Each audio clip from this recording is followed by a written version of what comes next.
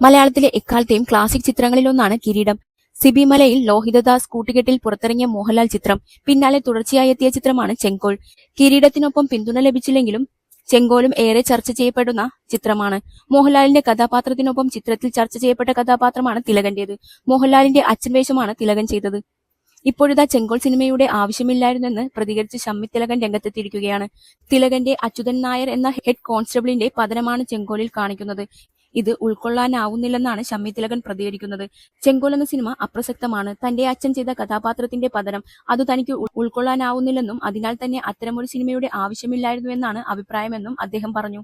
കിരീടം കൊണ്ട് സിനിമ അവസാനിപ്പിക്കണമായിരുന്നു, അല്ലെങ്കിൽ ആ കഥാപാത്രത്തെ നേരത്തെ ആത്മഹത്യ ചെയ്യിച്ചാലും മതിയായിരുന്നെന്നും ഷമ്മി പ്രതികരിച്ചു. അച്യുതൻ നായർ അങ്ങനെയൊക്കെ ചെയ്യുന്ന ഒരാളല്ല. മകൾക്കു കാവൽ നിൽക്കേണ്ടി വരുന്ന അവസ്ഥ ജനങ്ങൾക്ക് ഉൾക്കൊള്ളാൻ സാധിച്ചില്ലെന്നും അതുകൊണ്ടാകാം ആ സിനിമ വീണുപോയതെന്നും ഷമ്മി വിലയിരുത്തുന്നു. കിരീടത്തിന്റെ ക്ലൈമാക്സിൽ അയാൾ വന്ന് സല്യൂട്ട് ചെയ്ത് സോറി സാർ അവൻ ഫിറ്റല്ല എന്ന് പറയുന്നു. അച്ഛനാണ് അത് റിപ്പോർട്ട് ചെയ്യുന്നത്. അതാണ് ക്ലീൻ എൻഡ്. അല്ലായിരുന്നുവെങ്കിൽ ആ ഡയലോഗ് അദ്ദേഹത്തെ കൊണ്ട് പറയിക്കരുതായിരുന്നുവെന്നും ഷമ്മി തിലകൻ കൂട്ടിച്ചേർത്തു. സ്വകാര്യ യൂട്യൂബ് ചാനലിന് നൽകിയ അഭിമുഖത്തിലായിരുന്നു അദ്ദേഹത്തിന്റെ പ്രതികരണം. ചെങ്കോൽ സിനിമയിൽ പോലീസ് വേഷത്തിൽ ഷമ്മിയും അഭിനയിച്ചിരുന്നു.